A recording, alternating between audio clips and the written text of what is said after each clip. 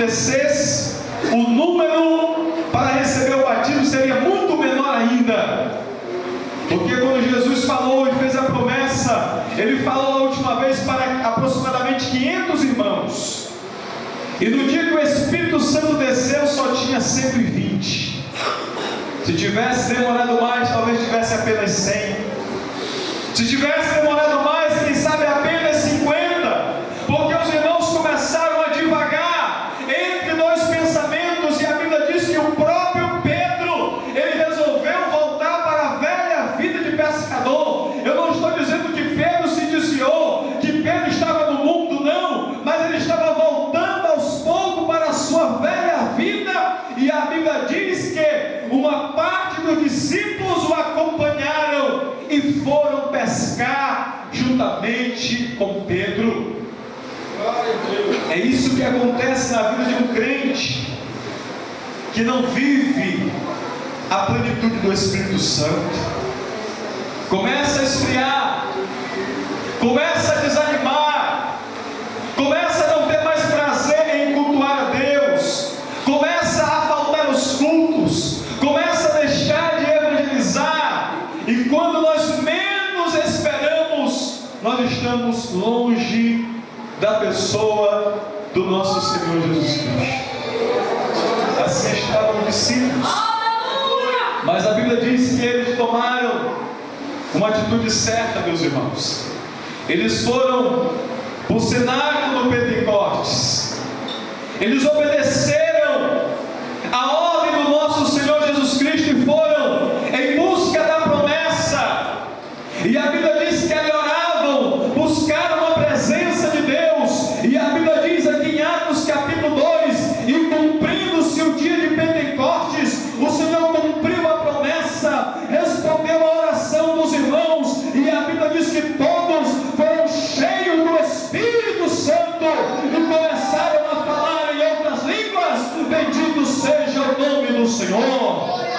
Eles buscaram revertimento e o Senhor cumpriu a sua promessa em suas vidas. Bendito seja o nome do Senhor nosso Deus. Você sabe como foi que começou o movimento pentecostal? Foi através da oração perseverante. Não havia manifestações efusivas do Espírito Santo.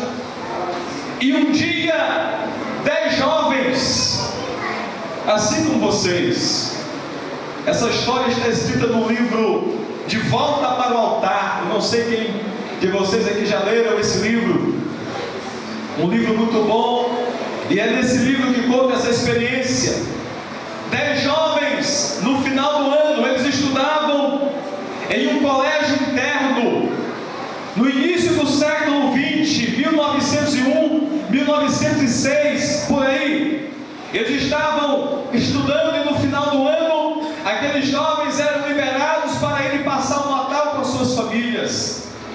E esses jovens se reuniram e disseram: olha, se os discípulos oraram 10 dias e foram revertidos do Espírito Santo e foram batizados com o Espírito Santo, nós vamos orar também. Vamos passar 10 dias orando.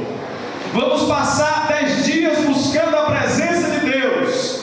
E assim como Ele batizou os discípulos lá em Jerusalém, no cenáculo do Pentecostes, da mesma maneira o Senhor nos batizará. E aqueles jovens começaram a buscar a presença de Deus, começaram a buscar a presença de Deus, e o Senhor os batizou, e o Senhor os encheu do Espírito Santo. Depois eles foram para a sua cidade, e o movimento pentecostal começou a se expandir, e chegou até nós, para a glória e louvor do nome do Senhor Jesus Cristo. Mas nós precisamos buscar, nós precisamos crer e buscar a promessa do Espírito Santo em nossas vidas. Bendito seja o nome do Senhor nosso Deus.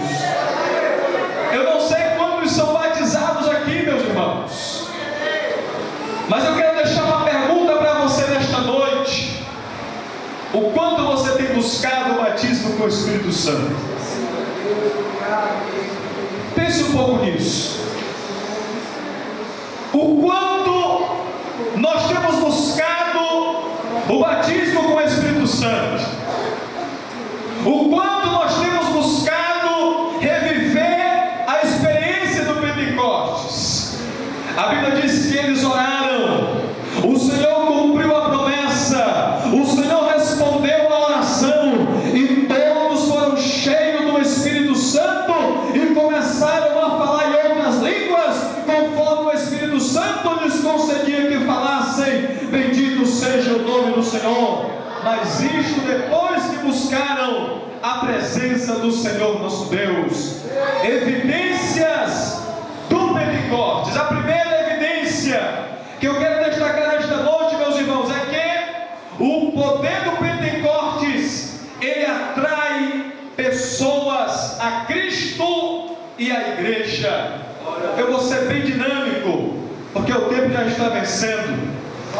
A Bíblia diz em Atos capítulo 2, versículo 5 a seguir, que quando o Pentecostes aconteceu, o Espírito Santo desceu sobre a igreja primitiva. A Bíblia diz que aquela voz correu em toda a cidade, e a Bíblia diz que uma grande multidão concorreu àquele lugar, atraída pelo movimento que estava acontecendo ali naquele cenáculo. A Bíblia diz: correndo aquela voz, ajuntou-se uma grande multidão. A primeira evidência do Pentecostes é que ela atrai pessoas a Cristo. Ela une pessoas a Cristo. Ela traz pessoas para a igreja. Ela traz pessoas sedentas por Cristo. Ela atrai pessoas até mesmo curiosas para saber o que está acontecendo. Foi isso que aconteceu lá em Jerusalém, no dia em que o Espírito Santo desceu. Bendito seja o nome do Senhor.